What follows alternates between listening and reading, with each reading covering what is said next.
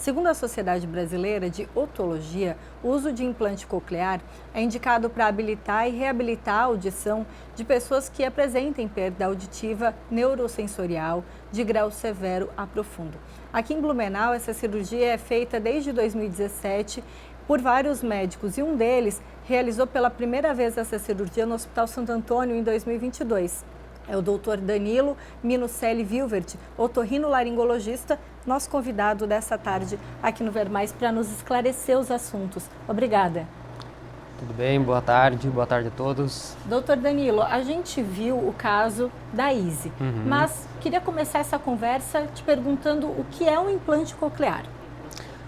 O implante coclear é um dispositivo eletrônico, digamos assim, que ele vai captar o som e, através de estimulação do nervo auditivo, transmitir isso para o entendimento do cérebro, digamos assim. E para quem que é indicado? Então, a indicação do implante coclear, ela é indicado para pessoas que apresentam perda de audição severa profunda e que não tenham benefício com o aparelho de audição comum. O aparelho de audição comum, o aparelho de audição que todo mundo conhece, ele na verdade ele é uma caixa de som no ouvido. Então, quando a pessoa coloca, vai aumentando o volume e a pessoa passa a ouvir, entender. Só que chega a um determinado volume, não tem como aumentar mais isso. E são nesses casos que a gente vai ter um novo estímulo de audição que é feito através do implante coclear. Então ele não é uma caixa de som no ouvido, ele é um estímulo diferente de audição. Ele não é indicado para todos os casos. Existe um protocolo, né, Sim, nacional e internacional. O que prevê esse protocolo? Então, esse aparelho ele é indicado para as pessoas que ou nascem surdas, certo? Então, uma criança que nasceu surda, o que seria surdo? Uma perda de audição severa profunda e que não teria benefício com o aparelho de audição. Por quê? Vai colocar o aparelho de audição e ele não consegue aumentar o volume ao ponto da pessoa compreender os sons. Então não é só, estou ouvindo um barulho. A pessoa tem que compreender o que está sendo falado, que às vezes você sabe o que está falando, mas aquilo não está sendo compreendido pela pessoa. Então nesses casos é indicado o implante coclear.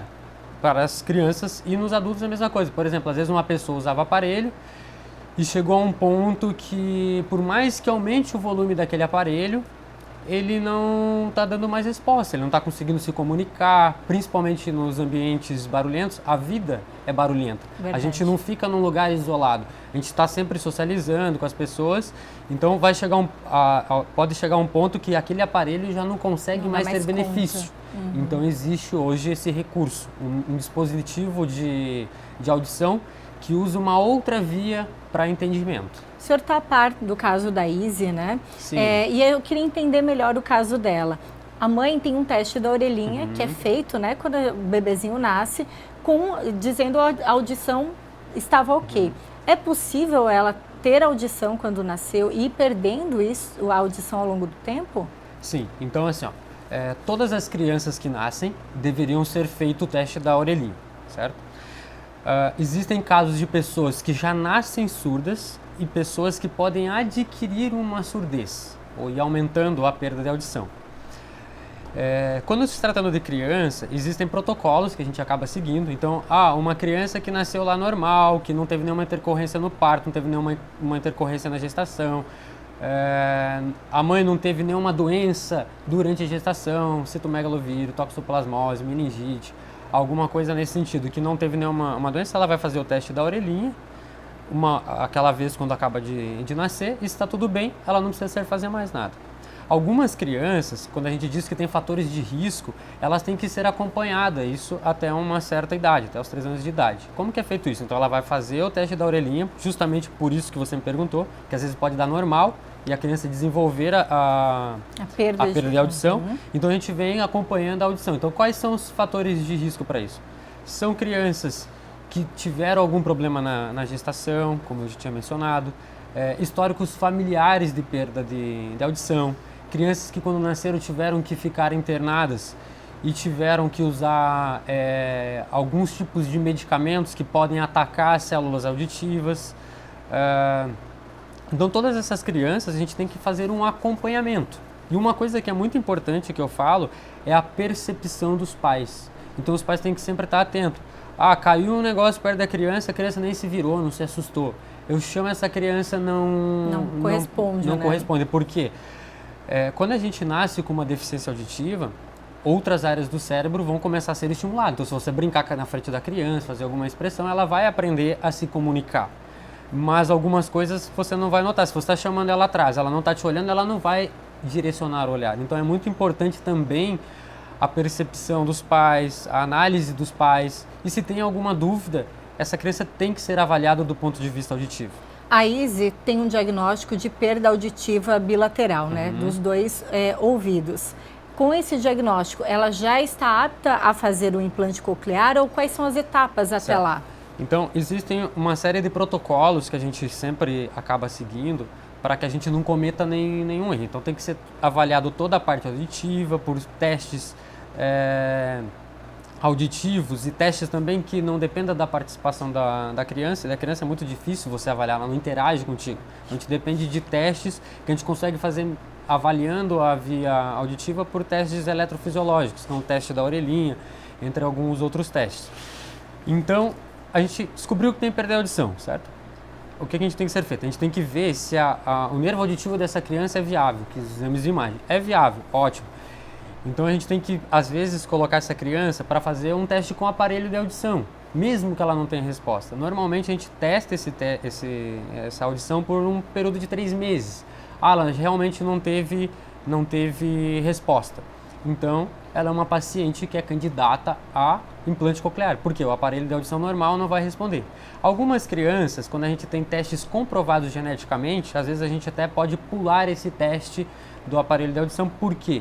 Porque foi comprovado geneticamente que ela tem algum gene que vai causar uma perda auditiva neurosensorial. Agora, doutor, esse implante coclear é feito pelo SUS e também pelo particular? Sim. A gente viu que até a fila no SUS está atendendo hoje pacientes lá que deram entrada em janeiro de 2023, quase 2 anos, né? Tem essa fila, então, pelo Sistema Único de Saúde. Como qualquer outra doença, o SUS ele acaba atendendo, certo? Então existe isso via particular, via convênio, via SUS. Em alguns casos a gente acaba se barrando em algumas limitações que às vezes acontecem no sistema público de saúde, que às vezes não acontece naquela velocidade que nós gostaríamos, né? Mas sim, tem pelo SUS. Agora, pelo sistema particular, ela poderia fazer isso mais rápido, né? A gente até divulgou que está tendo uma vaquinha. No caso da Izzy, a gente está falando de implante coclear de forma geral, de perda auditiva de forma geral, mas também usando o exemplo da Izzy, né, dessa família aqui de Blumenau. Então, na situação dela, ela está com 9 meses. Quanto antes ela fizer, maiores as chances dela desenvolver melhor a fala? Sim. O que acontece? Quando a gente nasce com uma deficiência auditiva e a gente não está estimulando a audição, o nosso nervo auditivo, o nosso córtex auditivo lá no cérebro, ele não está trabalhando. Então, se ele não está trabalhando, ele está sendo direcionado para outras funções. E isso começa a fazer uma atrofia. Eu sempre exemplifico o paciente, fui lá, quebrei a perna, quebrei o osso da perna. Eu não posso andar. O que acontece com a musculatura? Ela atrofia. E isso acontece também nas vias auditivas. Então começa a ter uma atrofia das vias auditivas. E a gente precisa de conexões para conseguir ser estimulado. Então a gente diz na literatura que a gente sabe que os resultados ideais é quando a gente consegue implantar isso quanto antes, idealmente até os 2 anos de idade. Por quê?